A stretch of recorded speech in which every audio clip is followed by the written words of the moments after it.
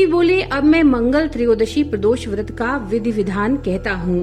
मंगलवार का दिन व्याधियों का नाशक है। इस व्रत में एक समय व्रती को गेहूं और गुड़ का भोजन करना चाहिए।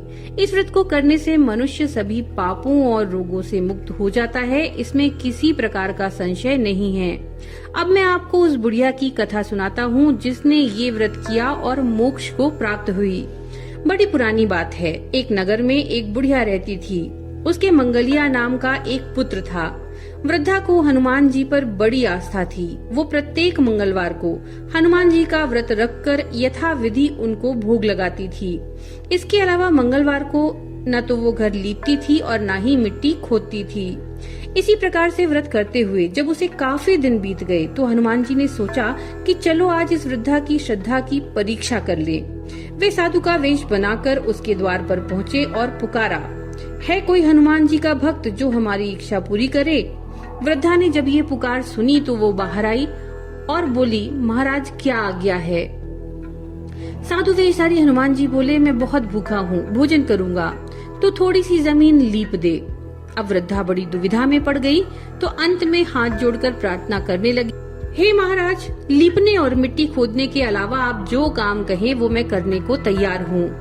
साधु वेश में हनुमान जी ने उससे पहले प्रतिज्ञा ली और फिर कहा, तू अपने बेटे को बुला, मैं उसे औधा लिटाकर उसके पीठ पर आग जलाकर भोजन बनाऊंगा।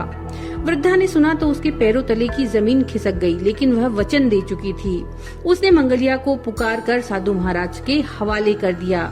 मगर साधु ऐसे मानने वाले नहीं थे। उन्होंने वृद्धा के हाथों से ही मंगलिया को औधा लिटाया और उसकी पीठ पर आग जलवाई। आग जलाकर दुखी मन से वृद्धा अपने घर के अंदर चली गई। साधु ने भोजन बनाकर वृद्धा को कहा, अपने बेटे को पुकार। तब वृद्धा ने आंखों में आंसू भरकर कहा कि उसका नाम लेकर मेरे हृदय को और ना दुखाइए। लेकिन साधु महाराज कहाँ मानने वाले थे। वृद्धा ने जब अपने बेटे को पुकारा तो बेटा हंसता हुआ घर से दौड़ा आया। मंगलिया को जीता जागता देखकर वृद्धा सुखद आश्चर्य से भर गई। साधु महाराज के चरणों में गिर पड़ी। साधु महाराज ने तब उसे अपने असली स्वरूप में यानी हनुमान जी ने दर्शन दिए। हनुमान जी को अपने आंगन में देखकर वृद्धा का जीवन सफल हो गया।